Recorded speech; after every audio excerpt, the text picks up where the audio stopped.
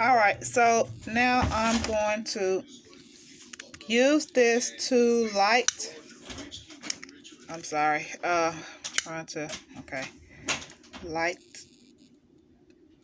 the oil lamp, and then once we let me turn it down some.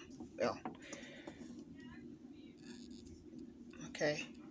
So we put the top on like this really quickly, and then we turn the wick down. When you start seeing the little black smoke there, once you see the black smoke, you turn it down, and then it goes away. The little black soot goes away. This one seems to be a little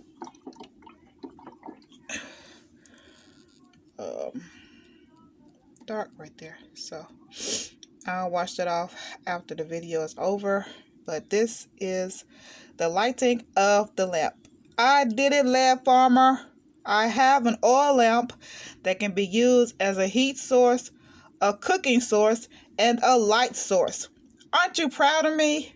Thank you.